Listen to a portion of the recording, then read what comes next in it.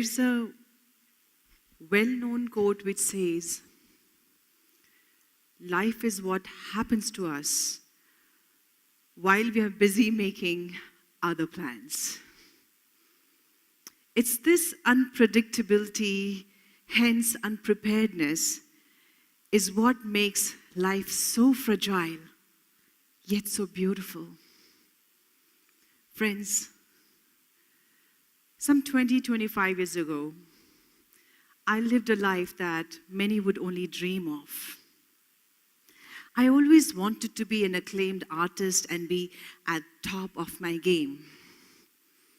I came from Nepal and actually managed to be a popular and successful actress in Indian film industry.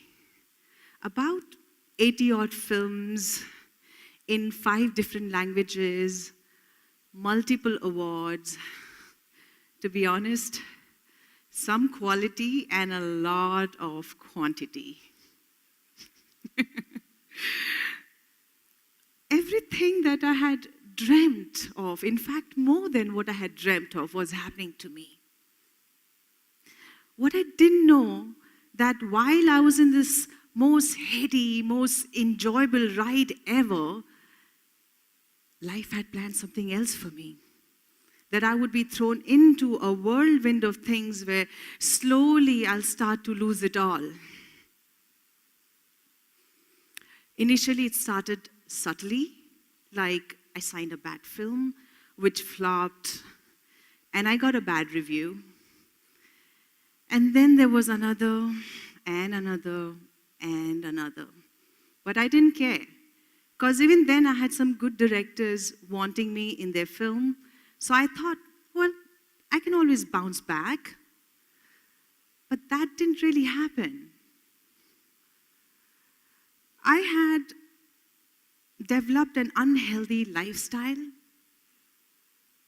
which was attracting wrong company. Restlessly, I was moving from one bad relationship to another one.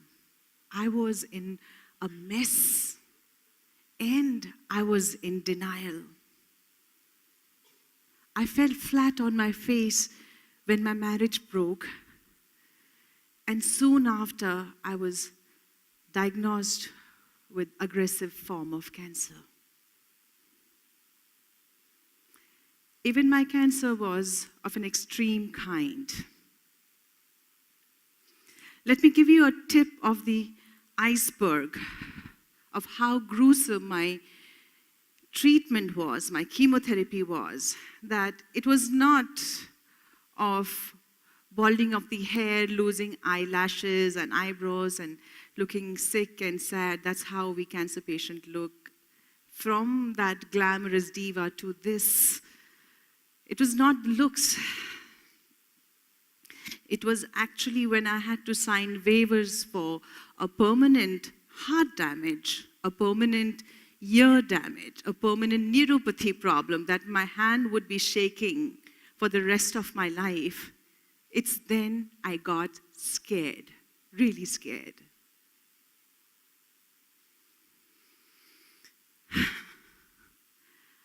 I started to worry that maybe these were my last days.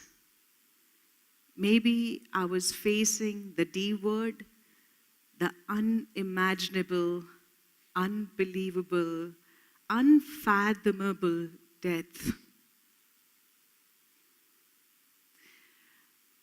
And then I started to think, if this was the end of my life, what did I do with my life so far? Did I live well? Was I proud of it? Of course not.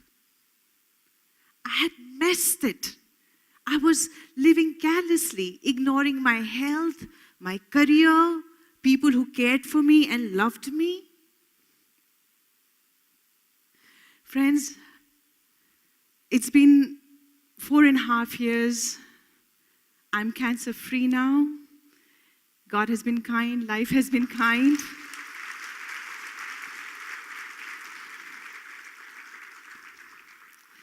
Not a single day that goes by that I forget the promise I made to myself and I thought I was dying.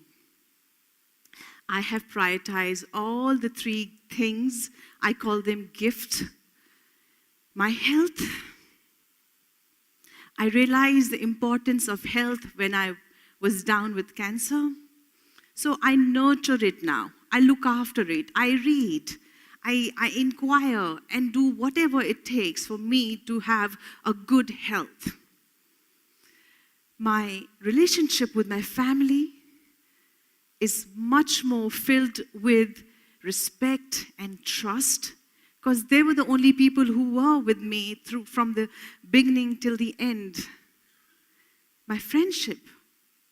I used to have entourage of friends, huge circle of friends. But today I have handful with whom I share a deeper bond, more meaningful friendship. My work.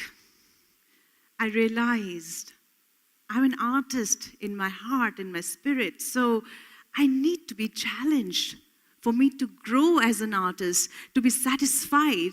So I pick and choose films carefully, not carelessly the way I was doing before. I also got fourth gift, and that is realization of value of service, of contribution. I would like to share a story. When not too many people were visiting me in hospital, there was this lady who would come and be with me on Sundays. She's a doctor, a pathologist in Cornell Hospital in New York. Her name is Dr. Navneet Narula. And she would come sit in that uncomfortable chair of hospital, and spend the entire day with me. I was very intrigued because she was very busy. So I asked her, why are you doing this? You're not my friend from the past, and you're not my fan for sure. You know what she replied? She said, Manisha ji, with the hope that you will do this to somebody else.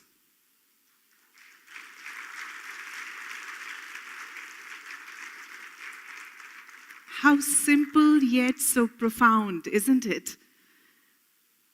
That's when I made a promise that if I get a second chance to life, I will pay attention and be of service in whatever capacity I can. It can be anything big or small, it really doesn't matter. So when earthquake hit Nepal, I had gone there, and with the help of UNFPA, we did a campaign called Dignity First. And I'm hoping to go to remote areas and talk about the importance to educate our girls, our daughters, and talk against child marriages, as there are multiple complications of that. So that I do. Or, anything as a cancer survivor. I go around giving hopes to people, telling that cancer is not a death sentence, that there is a life beyond cancer. Or it could be anybody, and it could be a friend who's reached out to me and needs my patient hearing, anything. So I do that now.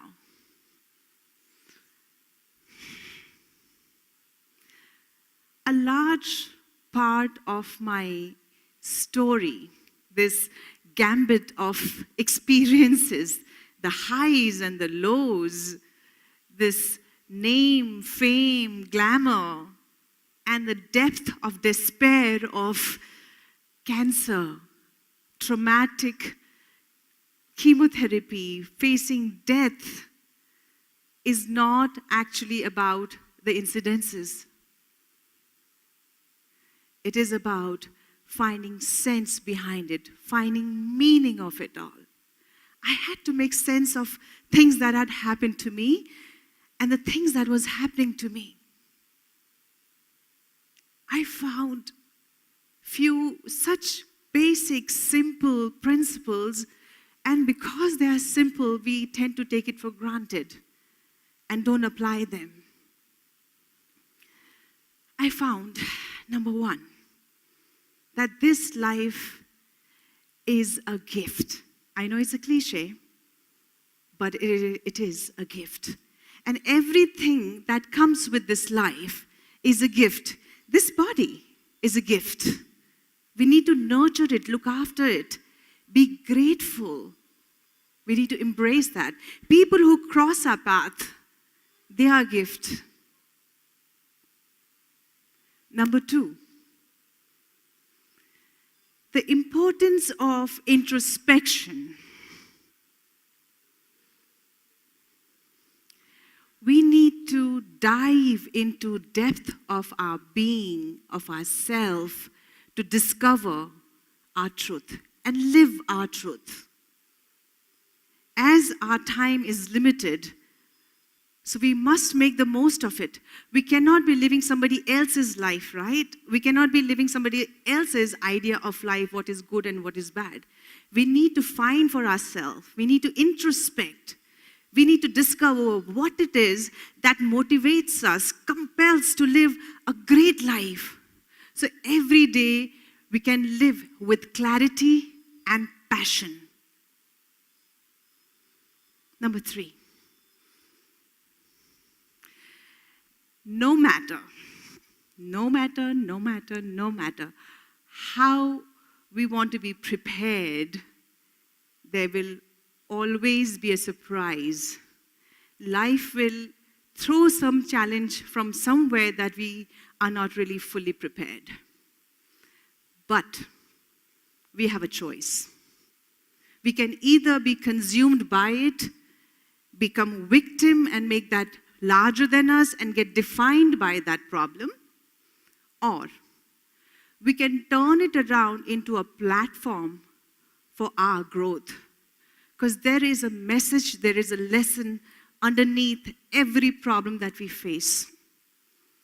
We can make a worse situation of our life into a narrative of triumph. The wisdom and the courage is all within us.